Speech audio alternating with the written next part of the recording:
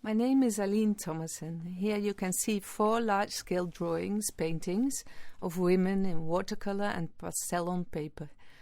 For me, these are women who find themselves in a crucial moment, perhaps on a crossroad in their lives.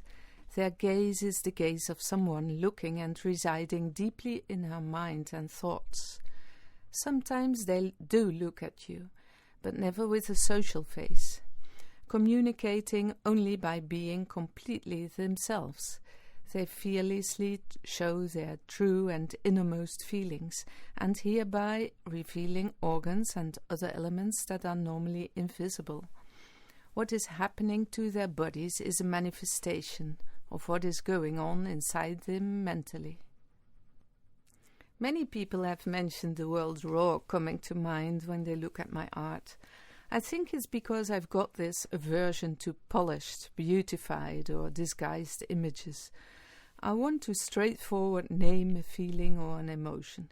Polishing would get in the way, which doesn't mean I'm not looking for beauty. It's a different kind of beauty, a beauty that isn't determined by external factors, an ideal of beauty or the code of conduct that is supposedly feminine and that we women have often internalized.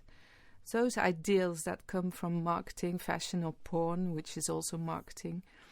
The general beauty image of women is actually always in the service of someone else's power. Beauty becomes a product for sale. A woman becomes useful to another or a specific worldview. In my work, the women might look unusual, unashamed or raw, but to me that is not an end in itself, but a result of ignoring mainstream dictates of women's beauty.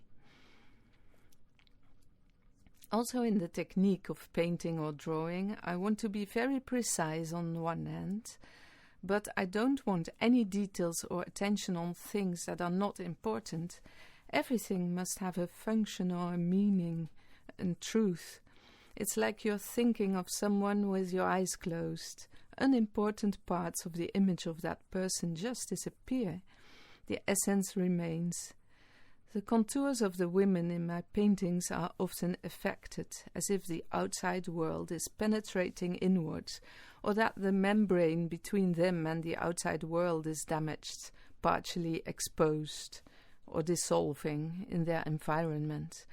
You can see that reflected in my use of raw pigments fusing into the background. I usually start working on a piece by thinking about a concrete life experience. Very quickly, though, that becomes the underlying feeling of that experience, which I try to break down into essential elements. Now that sounds very rational, but it's actually an intuitive, a visual way of thinking, a trance even, where I do have that goal in mind. Then in my mind, women or girlfriends of mine or who are representative of that feeling always come to mind, often my Moroccan friends, somebody I talked to whom impressed me. But it can also be the look of one and the gesture of another and body parts of another again, and usually also mixed with myself. The women in my work are kind of hybrid creatures. The feelings they evoke are always layered, ambiguous, even to myself, and often contradictory, just like real feelings. It is the state you are in before the stage of words, the raw and true state of feeling, before you put words to a feeling.